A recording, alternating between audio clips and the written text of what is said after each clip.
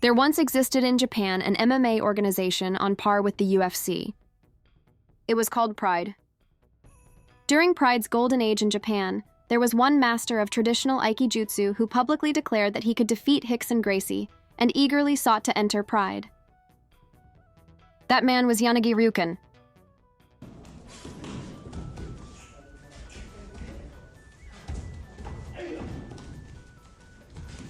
Astonishingly, he does not even touch his opponent.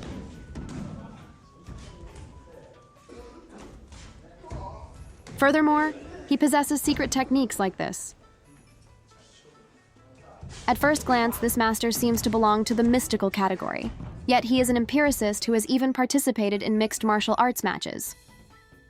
It is said that his techniques derive from Daito-ryu Aiki. The origins of Daito-ryu are generally traced to Takeda Sokaku, 1859-1943, who systematized what is now called Daito-ryu Aiki Jujutsu. Takeda was a martial artist who served Matsudaira Katamori, the lord of the Aizu domain, and it is widely believed that he reconstructed techniques of Jujutsu and Aiki based on the ancient martial arts traditions of the Takeda family. This tradition was later passed down as Daito-ryu Aiki Jujutsu to figures such as Sagawa Yukiyoshi, the teacher of Haribe, forming the mainstream schools of today.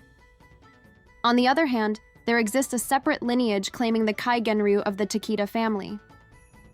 The representative of this line is what Yanagi refers to as the Daito Hisanosuke line. According to him, Hisanosuke was active under Takeda Shingen during the Sengoku period and founded Daito-ryu by integrating sword, staff, and ki techniques. The techniques developed by Hisanosuke were said to be a fusion of body techniques and ki techniques that could be applied even while wearing armor on the battlefield, representing the proto-form of modern Aiki. While historical evidence for this lineage is lacking, Yanagi regards it as his direct line, claiming he has a mission to restore the legitimate Takeda family tradition that was taken by the Aizu line.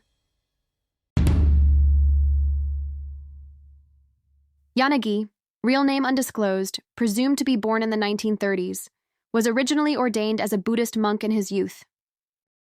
However, he began to question the careerism and formalism within temple organizations, turning instead toward an independent search for spiritual truth and the meaning of ascetic practice.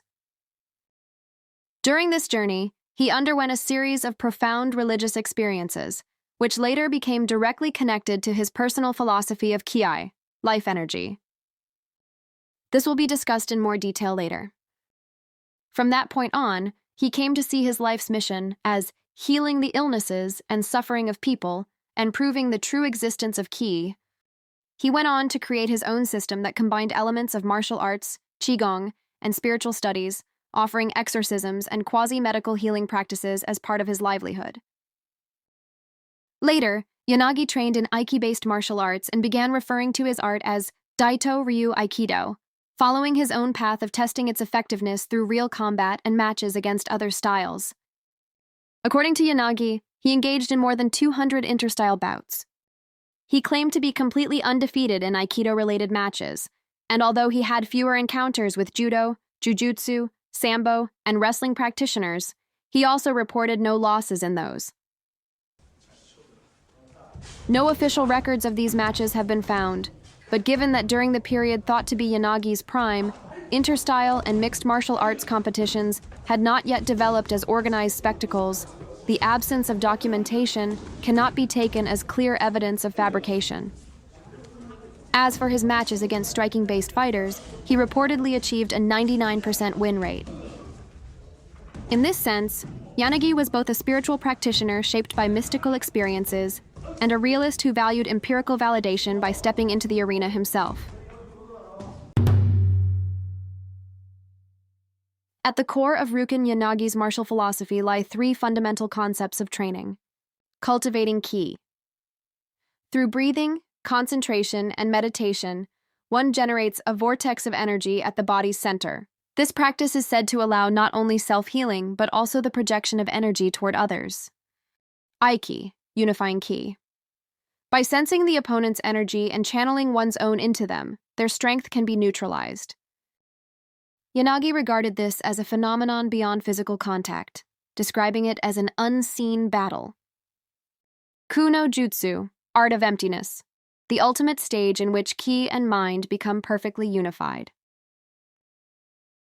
This framework echoes the trinity of body methods, Shinpo, breath methods, Sokuho, and spiritual methods, Reiho, seen in the martial arts of Japan's Warring States period, and it also parallels esoteric Buddhist practices.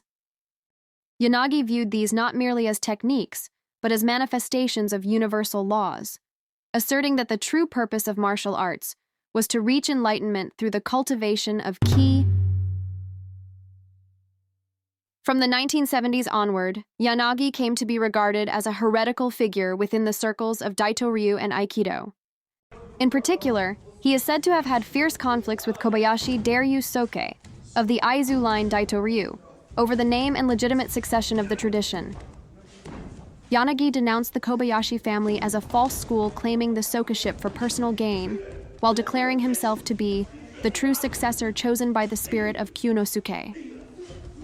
This so-called reverse excommunication incident became a symbolic example exposing the problems inherent in the modern Soke headmaster system of Japanese martial arts. Yanagi taught that true succession lies not in the ownership of a name, but in embodying the reality of ki. He rejected institutionalized hierarchies such as the Soke system, an attitude that stood as a sharp critique of the modern martial arts world's tendency toward organization-based authority and legitimacy.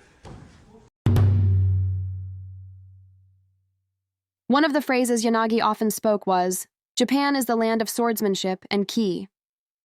For him, the essence of Japanese martial arts lies not in physical strength or technical skill, but in a culture that seeks unity with nature and the divine through the invisible workings of ki. According to Yanagi, this ki differs from the Chinese concept of ki. It is something uniquely Japanese. Yanagi's teachings, which weave together elements of Shugendo, Onmyodo, esoteric Buddhism, and Shinto, may serve to fill the spiritual void of contemporary humanity. From this perspective, his view can be seen as a strong antithesis to the modern sports-oriented martial arts that have lost much of their spiritual depth.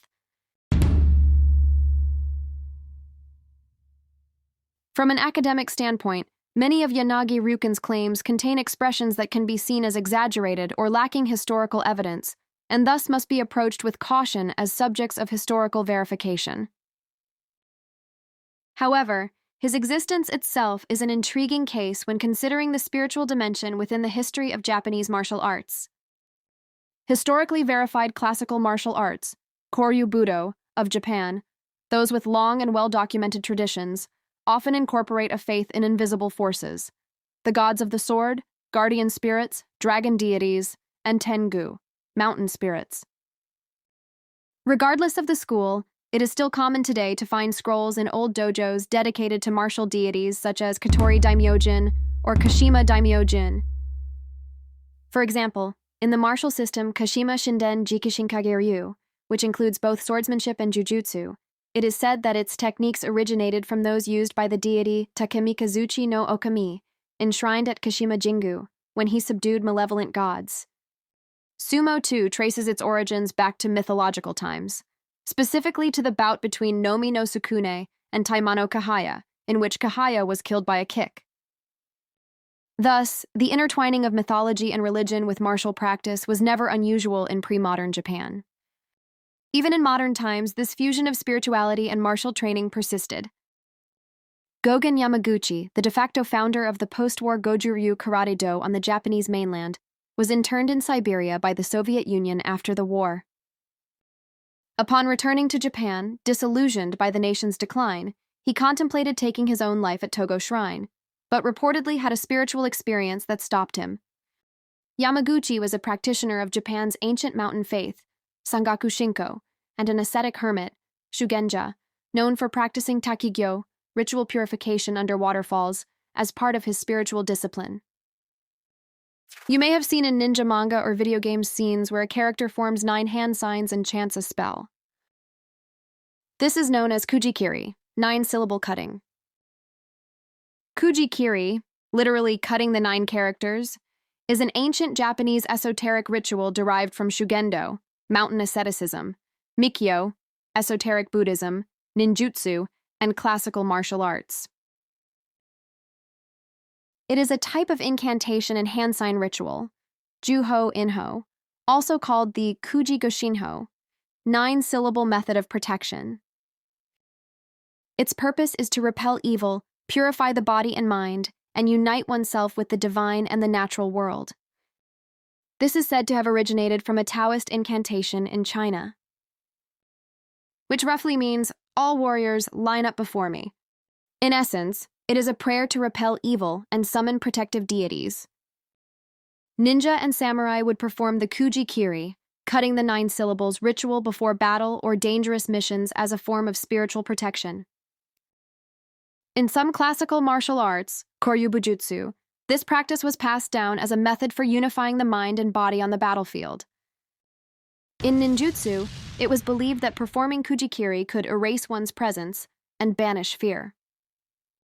It is well known that Takeda Sokaku, founder of Daito-ryu Aiki Jujutsu, also practiced kuji-kiri.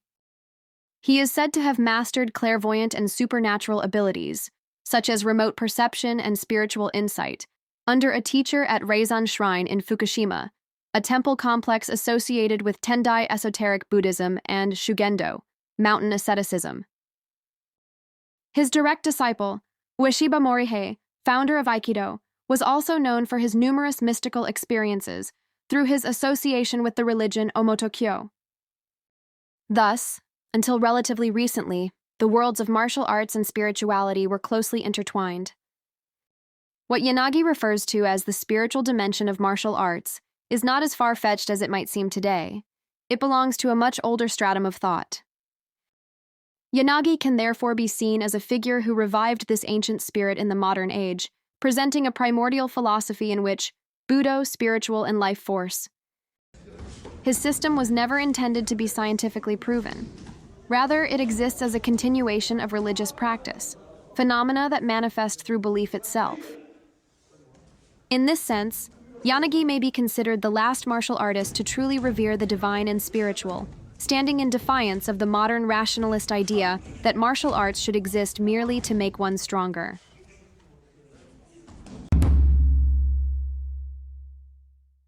For Yanagi, Budo was perhaps not merely an extension of martial arts or sport, but rather a form of ascetic practice, a discipline that questions not the strength of the body, but the state of one's spirit, ki, and virtue. Thus, in his matches and demonstrations, outward victory, defeat, or the audience's judgment held no essential meaning.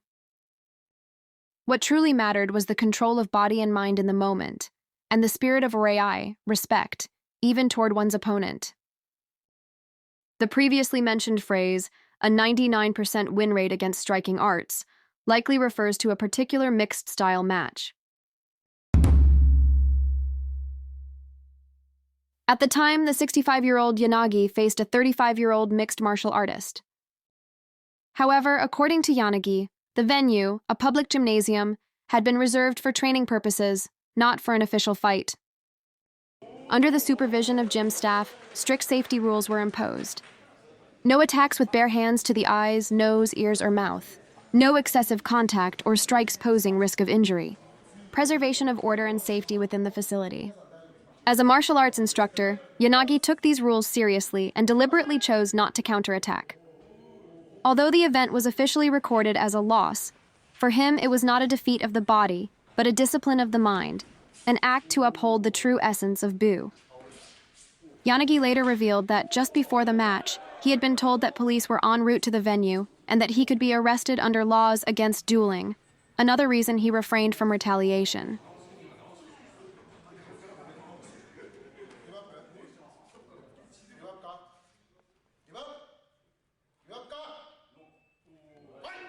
There are a few more seconds to this match, but we won't be showing them here. If you're interested, please check it out from the URL above.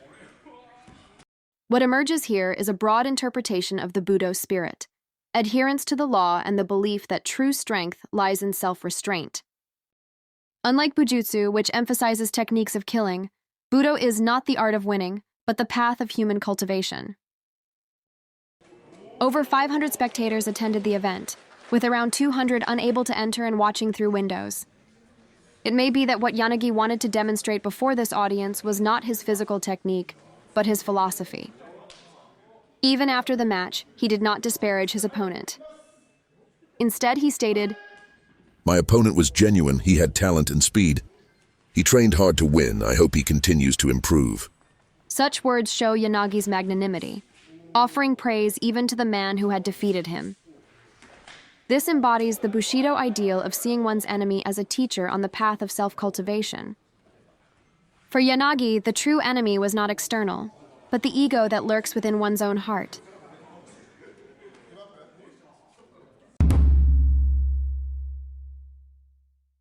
In 2011, it was announced on a TBS entertainment program that Yanagi, then introduced as 70 years old, would face Wanderlei Silva under sumo rules. Although it was not a full-contact MMA fight, the match between a world-renowned fighter and a legendary Japanese master drew huge public attention. Before the bout, Yanagi boldly declared that he would win within 3 seconds. His strategy: to sense the opponent's killing intent, sake, and counter it by projecting my own ki. In the end, Yanagi did indeed win, and within less than 3 seconds. However, it was a walkover victory. Silva withdrew due to a back injury sustained a week before the match. Still, Yanagi's words seemed to echo through the air. To sense the opponent's killing intent, sake, and counter it by projecting my own ki. It was, in a sense, the very embodiment of Bruce Lee's principle, fighting without fighting. As a replacement opponent, Yanagi faced Sanae Kikuta, the 88-kg champion of the 2001 ADCC Abu Dhabi Combat Submission Wrestling World Championship and founder of Japan's renowned MMA gym Grabaka.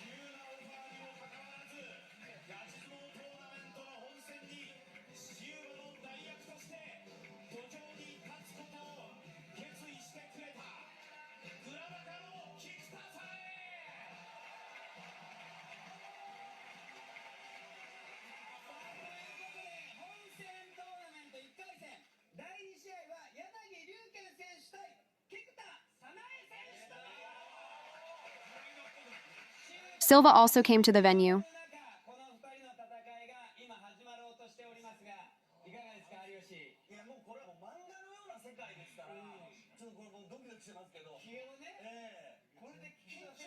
To sense the opponent's killing intent, sake, and counter it by projecting my own ki.